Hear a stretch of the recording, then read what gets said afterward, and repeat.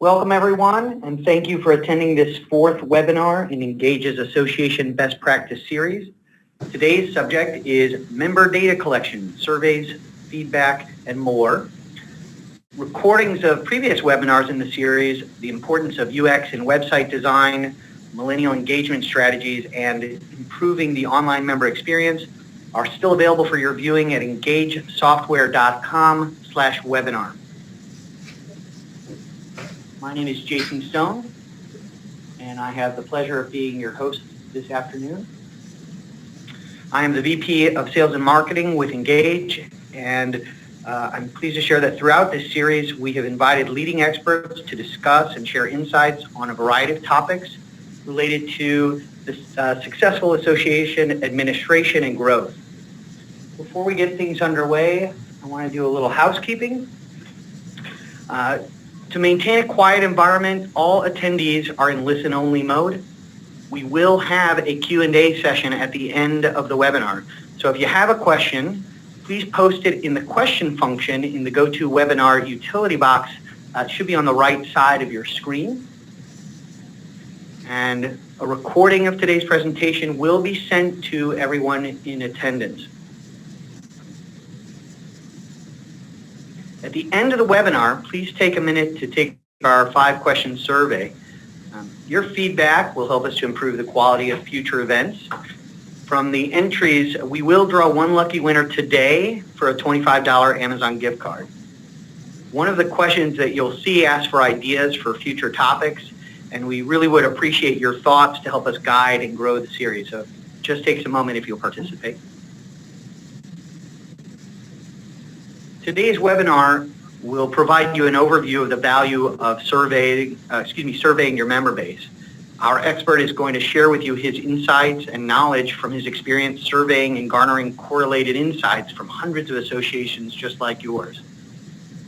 Our speaker today is Jeff Asadi, and Jeff is the president of Perception Solutions, Inc. Jeff has over 30 years of project management and analytics experience in a variety of settings. And for nearly 16 years, he's been assisting associations with member surveys and conference evaluations. Prior to founding Perception Solutions in 2002, Jeff served as the association product manager at the healthcare survey research company, the Myers Group, in Atlanta, Georgia. Every year, he manages over 30 surveys and assists association executives with understanding data collection from their members. Jeff has a Master of Science degree in Industrial Engineering, Statistics, and Quantitative Analysis from Mizzou, and a Bachelor of Science degree in Industrial Engineering from the University of Utah. Clearly, Jeff is a really bright guy, and we're delighted to have him as our speaker today. Thank you, Jeff, for sharing your knowledge and experience with us. Please give me just a moment to hand over the controls to you, and the podium will be yours.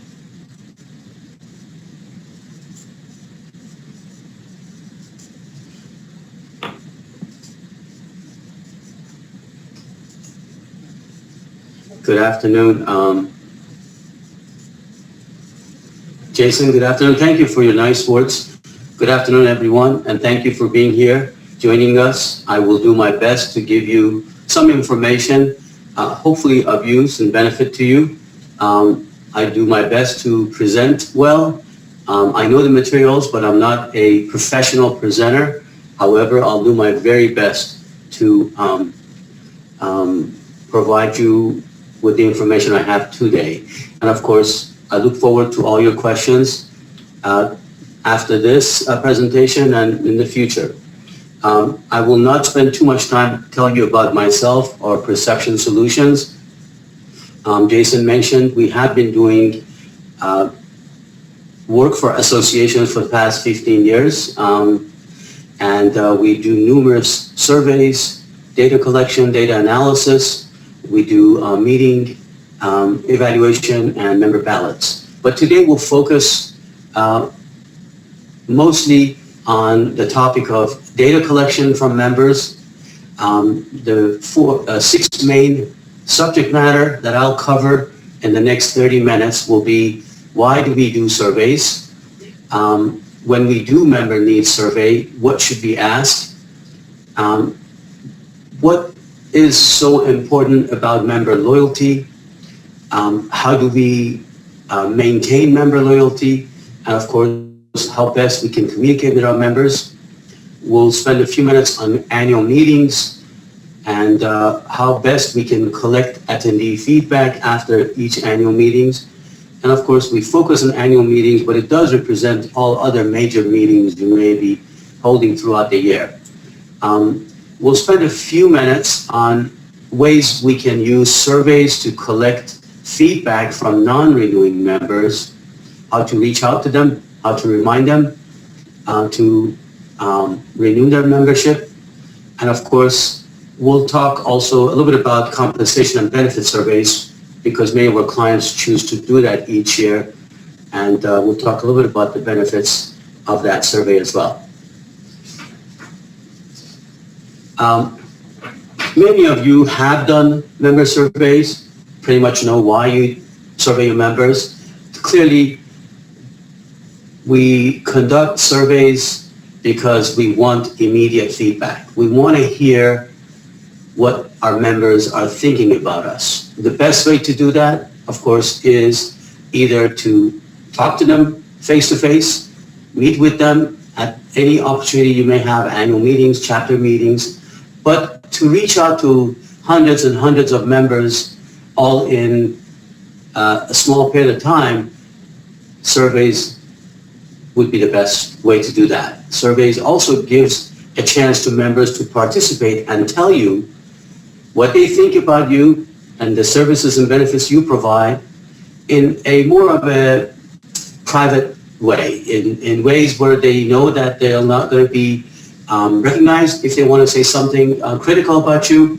And of course, it gives them all the chance to write in, as well as use multiple choice answers you have provided in the survey.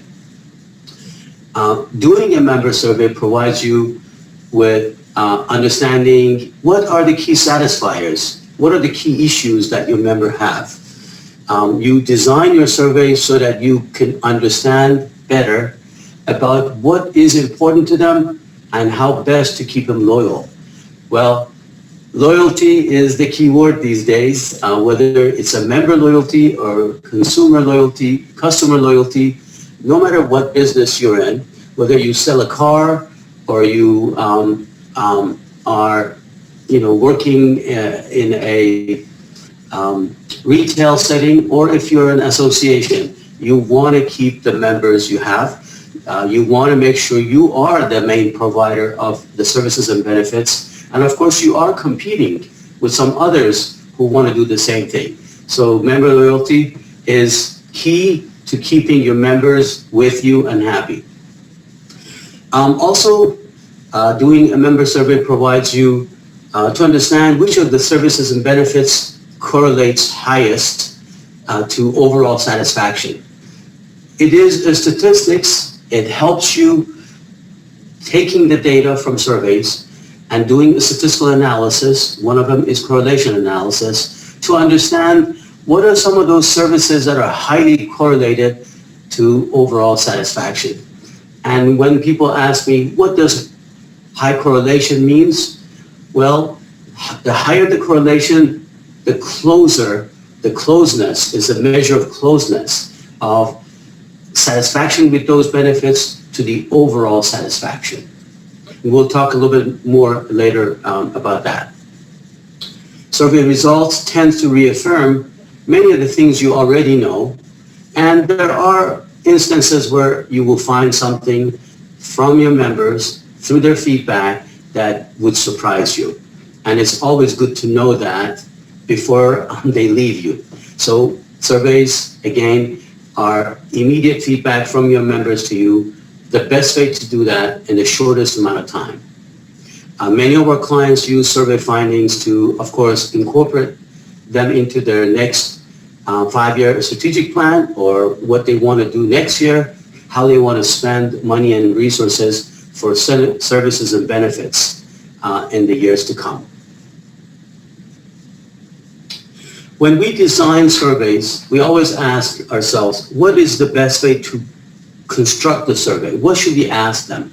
As you may know, you want to group questions in a very clear, concise way, in an organized way.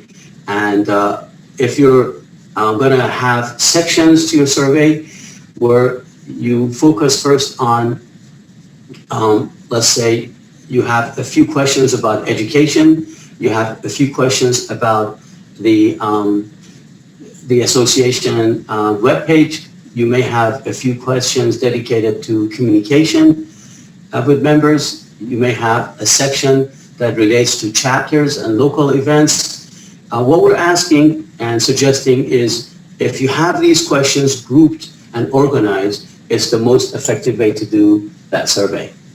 One of the key sections we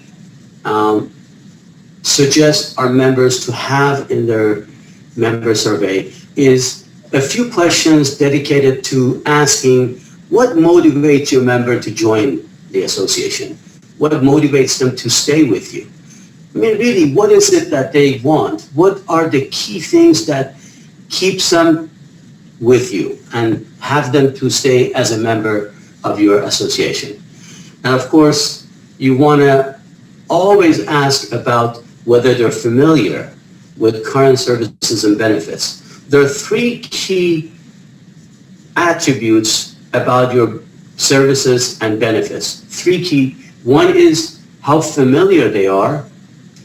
Two is how important those benefits and services are that you provide. And three is how satisfied they are. So it's important to ask and find out whether they're even familiar with what some of the things you're providing, how important it is to them, and how satisfied they are. And when we design surveys, and I'm sure you've done that too, make sure to cover those three key attributes so that you later on can understand it better and be able to use that feedback. And of course, you always want to ask, do they agree that you're responsive to their needs? For example, here's a typical question we include in a survey. It says, the association understands my issues and priorities. Or you could ask, the association is effective in helping me with my issues and priorities. It's always important to bring to the front their issues, their concerns, their priorities. And you want to make sure that they give you feedback as if you're addressing those issues and priorities. And of course, we always want to know, are you the voice of the profession? If you're the only association, or if you're one of the 2 or 3 associations addressing that trade, that profession, you want to make sure you are their voice. And this is the question we ask. We ask them whether they agree or not that you are the voice of the profession, and also the association, you provide them with the tools and resources they need to promote themselves and to gain recognition within their organization. And of course, the key question is this membership essential to their career success?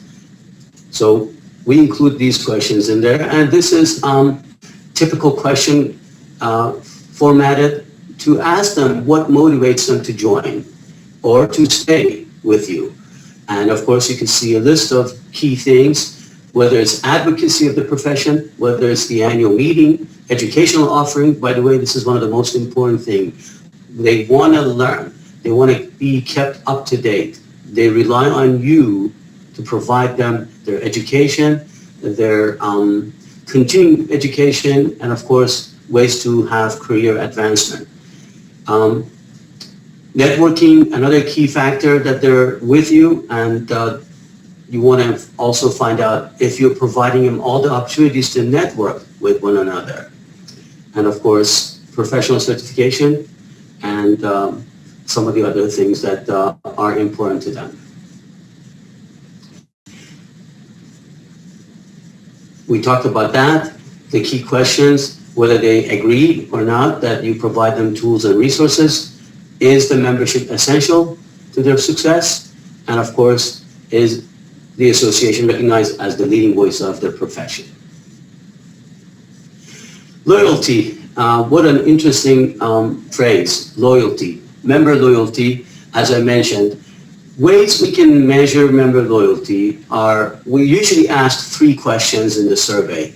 And the score we gather from these 3 questions helps us to understand better about member loyalty. First question, overall, how satisfied are you with your membership? Do you intend to renew your membership? And of course, would you recommend us to others? If you get high scores in these 3 questions, and I'm talking about somewhere around 95, 96, 97% satisfaction or high score with these 3 questions, then you most likely have a very good, large majority loyal membership. There are always going to be 1 or 2, 3% dissatisfied members. Don't discount them. You want to understand what are the issues with those dissatisfied members, how you can address their issues, and most likely you want to ask what is it that they're concerned about, be able to follow up with them. Don't promise something that you cannot deliver, but try to engage them, try to get their feedback, and also try to find ways to maybe connect with them later on one-on-one. We have one client that conducts their member survey each year. They don't have a large membership, maybe around 300 members only, but it is important that they keep those members. Would you believe that each year they conduct their survey, they follow up with their dissatisfied members. They provide in the survey ways for them to list their names and phone number and their issues, and they literally follow up with them and try to find ways they can solve their problems and address their issues. And believe it or not, the past 4 or 5 years, their loyalty index or their overall satisfaction score has gone up. Every year, noticeably, it has improved. So the effort you put in to follow up with your members, whether they're happy or if they're not, will result in improved loyalty index or satisfaction scores. Another analysis we do, which is very interesting, and it really is done through correlating all the attributes and services and benefits you provide, the scores you get on these to the overall satisfaction score. By doing a correlation analysis, we then measure the correlation index, which is a 0 to 1 score. And of course, in this case, you can see it's sorted the highest to the lowest. And this will provide us what we call a key satisfaction driver. These are the key satisfiers. And this is, of course, something that's not a surprise to you. Things that are important to members, being a leading voice of the profession, supporting their career advancement, advancing their education, and of course, all their inquiries. Are you responding to their issues? Are they getting their orders fulfilled? And of course, as you go down the list, some of the lower score ones could be some of the minute issues like registration and, in this case, voicemail system. Now, many statisticians believe that even a 0.4 or 0.5, it's a high score. So don't discount anything on this list, but it is sorted from high to low. Another good section in your survey would be to assess what future services that you want to provide, how they rate that, how they're interested to see those services offered. And what we do is we list some of the potential services and say, well, how do you like them? How do you rate them? How do you rank them? One of the easy ways to do that is we literally say, if you had $100, how would you spend that? And we list some of the potential services we want to offer, and we let them spend that $100. That's one easy way to find out. Or you could ask them, oh, is it important to you? Or are you interested? There are many ways to pose that question. Sometimes we tell them, if you, how would you agree with this sentence? I would participate or pay for my staff to participate in the following offerings. And usually you have to put a cap dollar amount. Otherwise, naturally, people don't want to spend unlimited amount of money for services. So an example of that would be this question.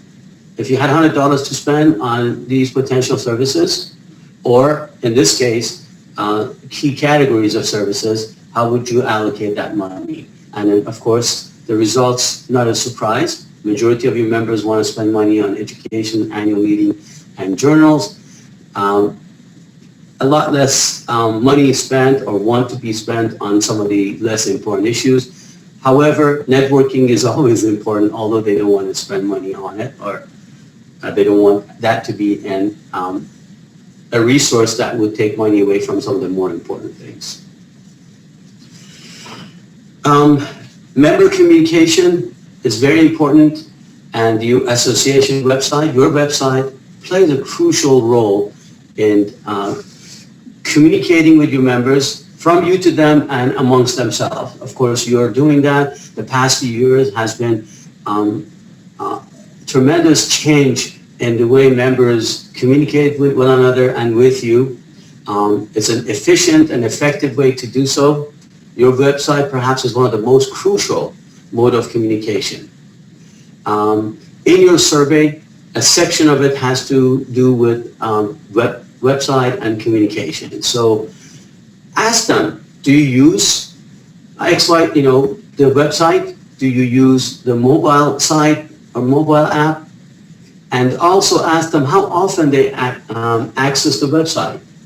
How do they rate the ease of access to various sections within your website? Believe me, they will give you feedback, both quantitative and qualitative. Ask them how they feel about the website, how often they visit, and of course, how easy is it to navigate. And of course, a key question you all have from your members is there any way we can move from print to online version? Or how do you balance your communication from online to print and vice versa? It is always easier, economical, faster to do things online. Many of your members still are clinging on to the print version of your publication. In your member survey, you can dedicate 1 or 2 questions on that. And of course, hopefully, as we go through the next few years, you'll see more and more of your members opting to receive communication via the web, and of course, giving up some of the print publications.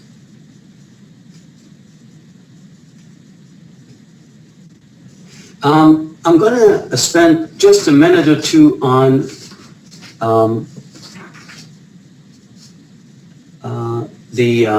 let's see, I guess the slide here talks about the non-renewal. We dedicate a survey just for members who have not renewed their membership. We feel that's an effective and very efficient way to go about contacting those 30, 40, 50, 100, 200 members that have not renewed their membership. A simple way is to put together a maybe 10 question survey, send it to them, and basically in the survey ask them, well, we have not seen you renew your membership. Please tell us why you have not. You'll be surprised to know that many of them would be happy to hear from you, and the reason they have not renewed is they had forgotten, or they thought they had renewed, or they thought their secretary or their assistant or their HR had done that for them. And by just sending a simple survey, you remind them, and many of them will opt to renew their membership right there and then. That's why within the survey, you can have a link to the renewal web, site, and have them directly go to that site and renew it. This survey also gives them a chance to give you some first-hand feedback. If some of them are not happy and not satisfied, therefore they're not renewing their membership, this is a golden opportunity for you to find out why. Ask them, what can you do to get their business back? What can you do to get their membership for them to sign up and renew their membership? Get get them to give you the feedback. Why is it that they are not renewing? If there's one thing you can do to have them renew their membership, find that thing, find out what you can do. And of course, always ask them, what can you do? What can you offer that you're not currently doing? So the non-renewing member survey is really a quick, efficient, and effective way to achieve a few things all within one survey. The next few slides, I want to spend time, maybe 4 or 5 minutes, on annual meeting. And again, annual meeting really could be also some of the larger meetings that you do throughout the year. It's really important that after the annual meeting, you conduct a survey and collect feedback from attendees. It's important so that you could incorporate their thoughts, their ideas, their suggestions, and their concerns into your next meeting. Similar to member surveys, a post-annual meeting could be an online survey, and some of the questions in the survey will have to do with promotional materials you've sent to them before the meeting, the conference website, educational offerings you had at the meeting, the networking opportunities you provided them. Very important piece of information is registration. How was registration? How do they rate venue, lodging, travel, and of course the city that you had the meeting in? It's important to ask them how they value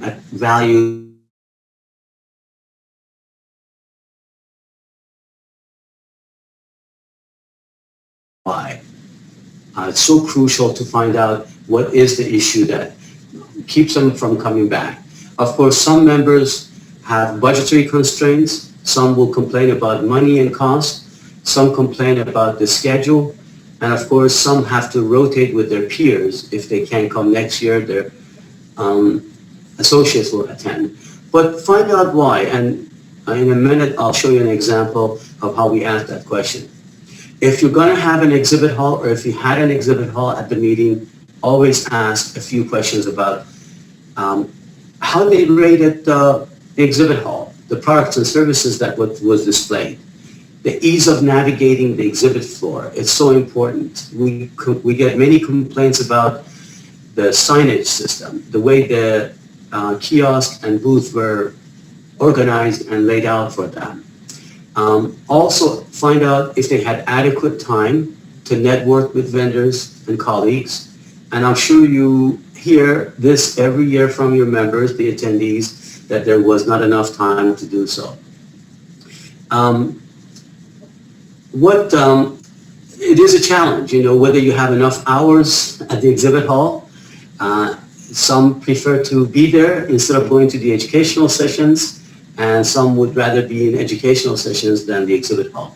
That's a challenge that we'll have to balance every year, but nonetheless, you need to get feedback on those. The key factors for attending the annual meeting can be determined by asking a question about the overall satisfaction. Once you have a question about overall satisfaction at the meeting, then you'll be able to correlate that question with all the other questions, all the other attributes of the annual meeting. And that, similar to the main survey that we discussed, is a good way to find out what are the main reasons, the key factors for attendees to come back, that they care about the annual meeting, and what's most important to them.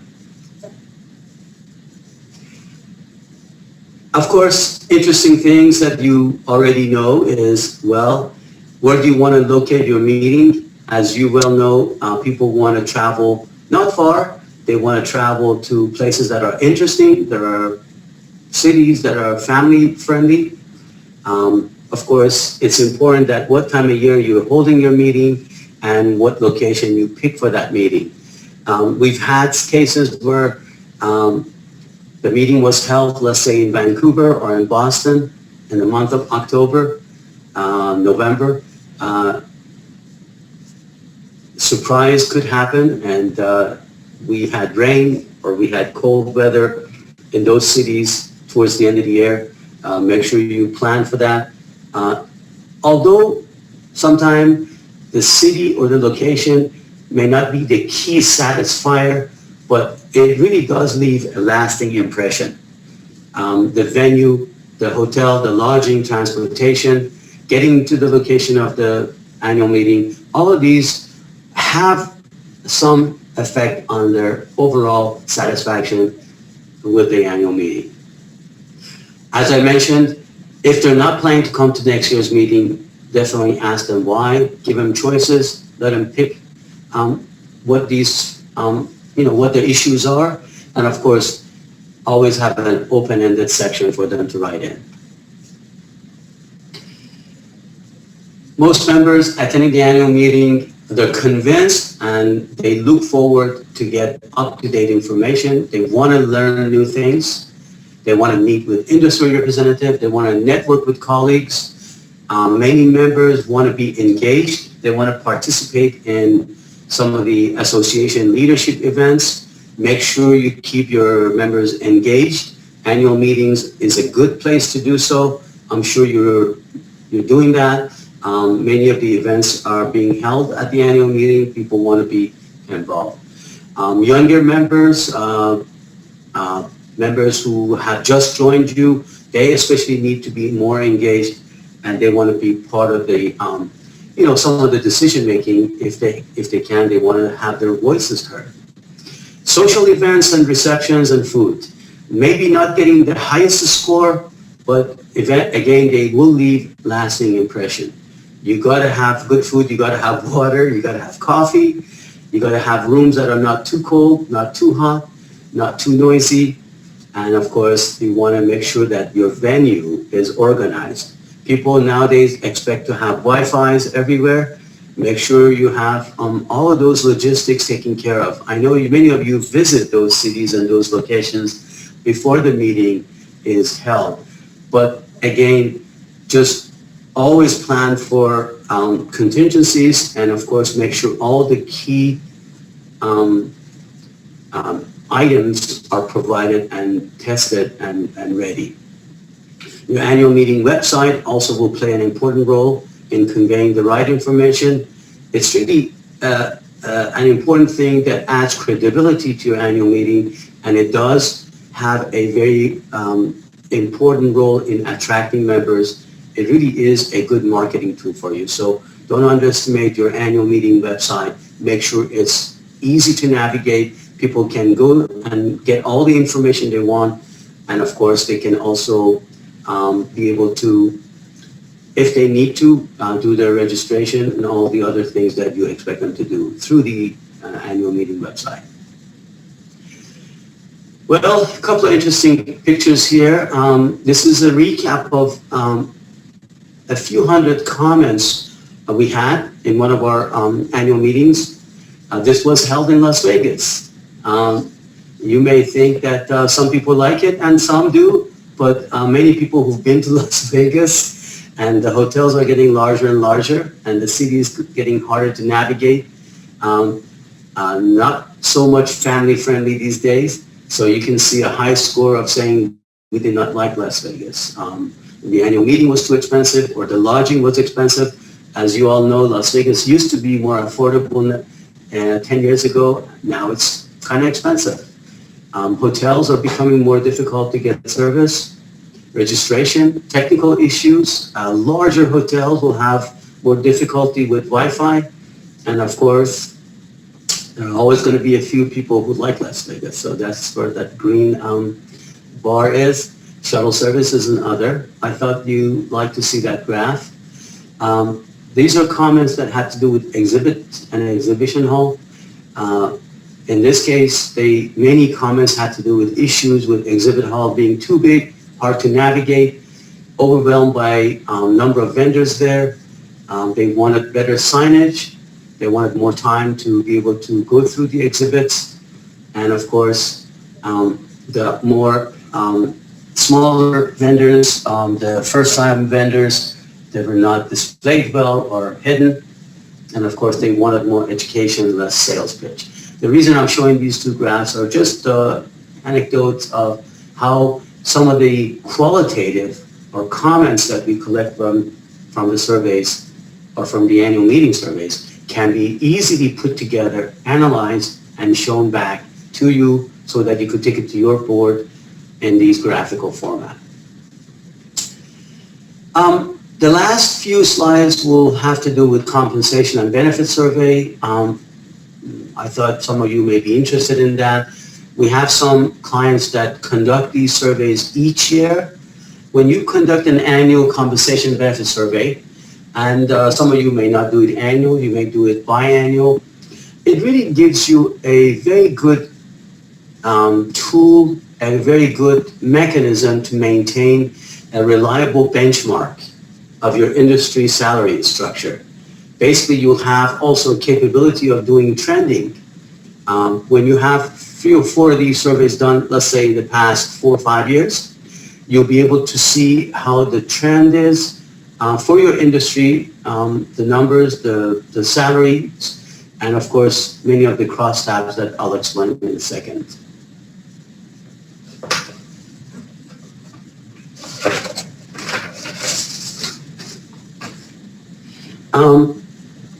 For the compensation and benefit surveys, you really need to have, you need to collect or make sure you have, and that it could be tied into the survey, profile of respondents, because we will use these profiles to conduct some crosstabs and be able to dissect the data.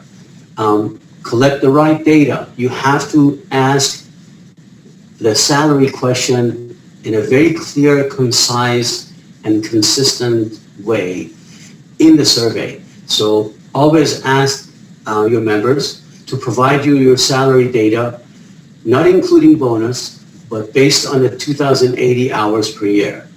Ask your members who are participating in the salary survey, whether they're hourly or exempt members. If they're part-timers, they have to convert their salary data to 2,080 hours per year scale.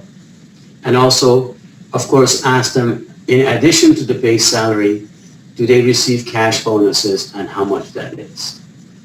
In, of course, compensation and benefit survey, we want to identify all the other benefits that members receive. I don't need to go through all of that, but we collect all of that information and we're able then to come back and dissect it and do crosstabs.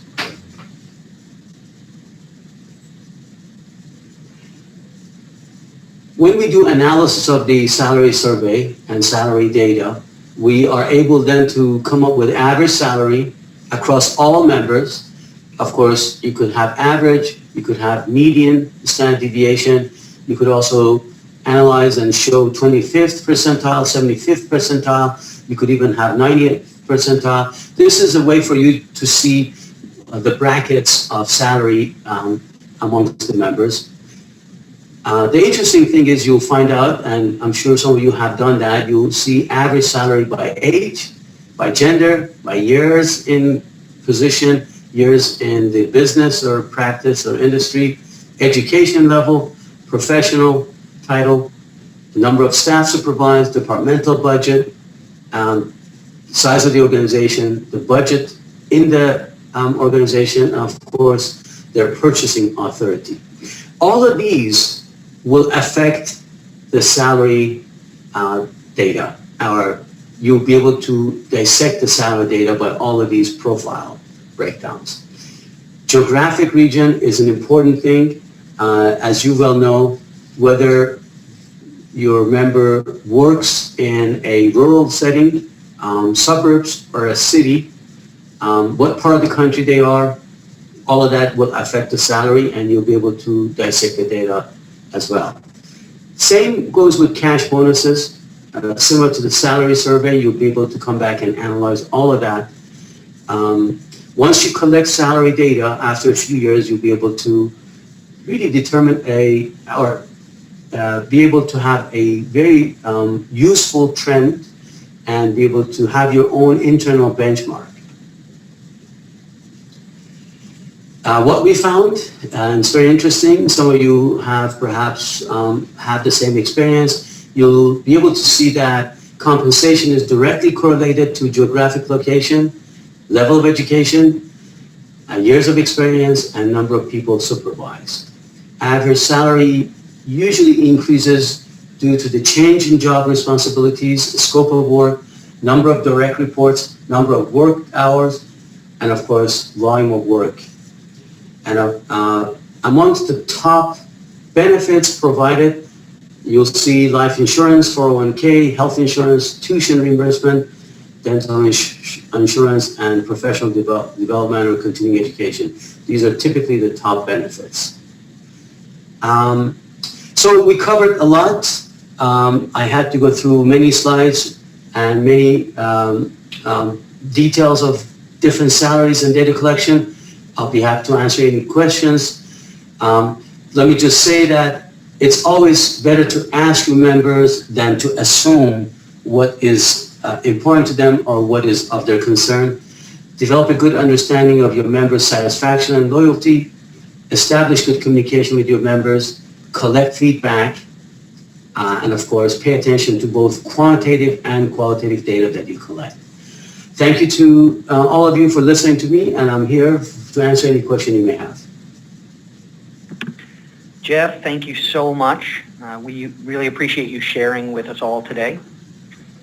So for those of you who have attended previous webinars, you know that very briefly before I open the floor to the Q&A portion, and I promise I will get to that quickly, I like to connect the dots from what our expert shares to what we do at Engage. And so for those of you less familiar with Engage, a really quick overview. We are primarily an enterprise-level digital firm. Our services are targeted to Microsoft-centric clients and include CMS, AMS, and CRM integration. Plus, we offer custom software development.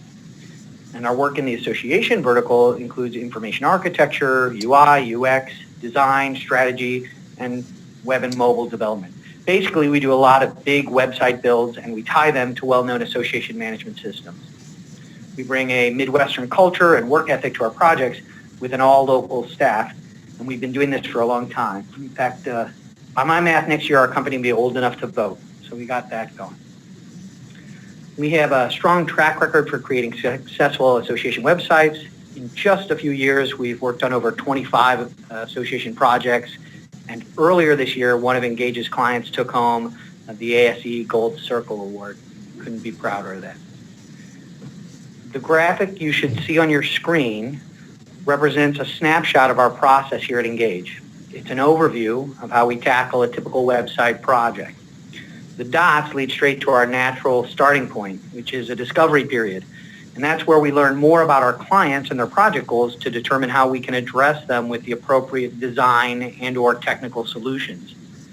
Having access to the insights of a survey, whether it be about your user base or about your website specifically, can provide us insight that's always a plus, particularly if it centers on the needs and expectations from your site, particularly around an event or a conference, so that we have a little bit of knowledge about what the key highlights are and what the important information is that we need to focus on. Now, our process doesn't stop there. That's just the beginning. And then we go on to implement the ideas under a design and development phase, and then we deliver a functional product. You'll notice that the first three circles are highlighted and have those reload icons next to them. Those are meant to illustrate that ours is a repeated or iterative process. We repeat those phases until we're ready to hit the next circle, which is a delighted client.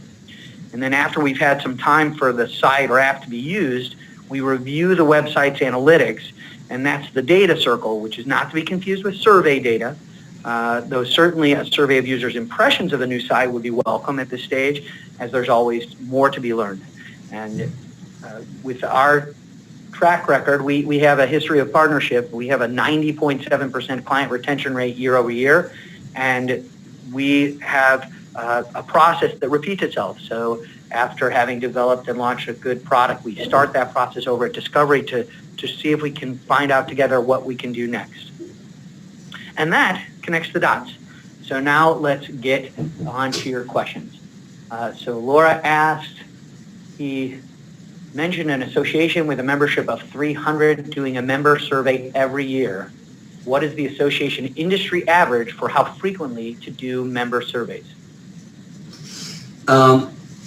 Really, it has to do with whether you have the money and resource to spend to conduct a member survey. Ideally, once a year, and typically it is once a year. Some of our clients who do not have the resource and the money conduct biannual. We have members who conduct once every 3 years. And there is one client of ours that does it once every 6 years. Well, think about it. If you don't know what your members are thinking about you, and you wait 4 years, 5 years, or 6 years, and try to collect that once every 6 years, you are basically keeping yourself in the dark. You do not have all the pertinent information you need. A member survey doesn't need to be expensive. It could be as small and as inexpensive as a few $1,000s. But to keep yourself in the dark and not having feedback and information, or not giving your members a chance to give you what they think and their feedback, really think about it. A survey is not just getting you the data, but to give them a forum to tell you how they think about you. And not to do that, at least as frequent as you see necessary, I think that would be a mistake. So we recommend once a year, and usually you find the time of year that is most suitable for you, whether it's in the fall or in the spring, whether it's before the annual meeting or after the annual meeting.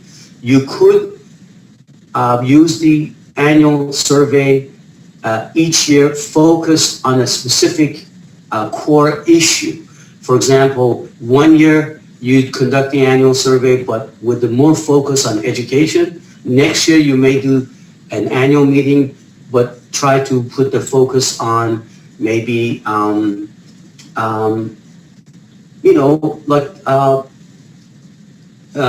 annual meeting, or it could be a focus on chapter events.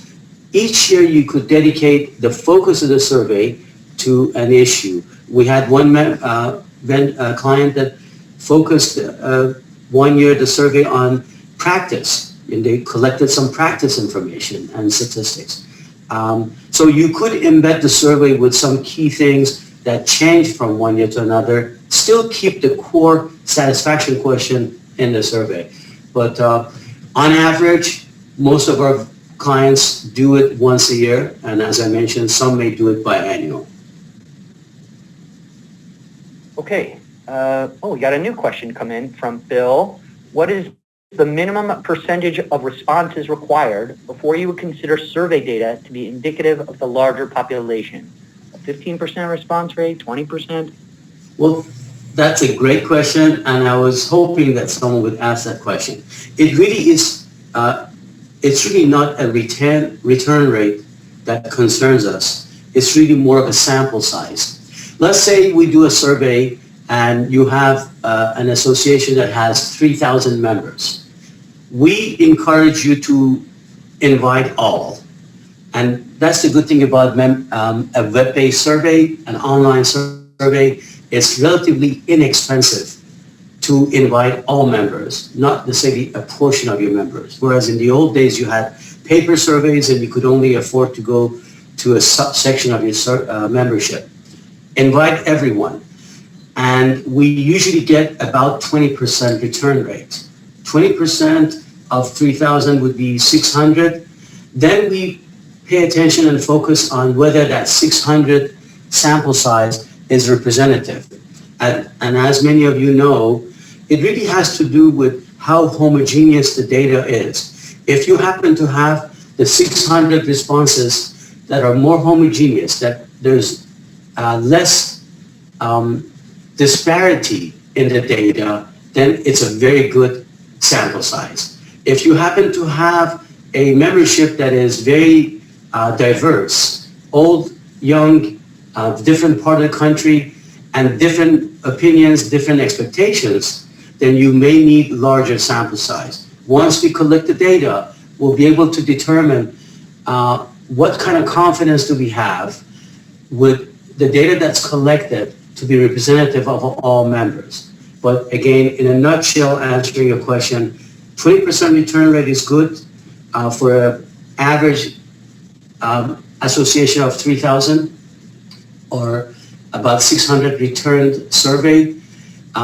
Once we have less than 600, let's say 300 or 200 completed surveys, we become, we're a little bit nervous about that, because then we will have some issues with dissecting the data and being able to do crosstab and having good statistical representation. Okay, we have one more question, though by all means, if anybody has a question, feel free, we can still see them coming in. Miriam is asking one for us, and that is, can we get a copy of the slides? Miriam, absolutely, we'll get you a copy of the slides, and everyone on the call, we will be following up with an email to you that will include a link to a recording of today's webinar, so that you'll have that for reference and for sharing. With that, it looks like that is all our questions. So don't forget, please participate in the webinar survey that'll pop up after you sign off. You could win the $25 Amazon gift card today. And please save the date. We're going to get a slide up here next for our next webinar, which is going to be focused on SEO for associations and will be presented by David Mabey of Evolve Digital Labs. So that'll be on February 16th, same time, same place. And we look forward to seeing you back then. We appreciate, both Jeff and I appreciate your having attended today, and we'd love to be of further value. If you have any additional questions that you weren't able to get out through the interface, please find our information on the screen. And we want to thank you again for your time today. Thank you.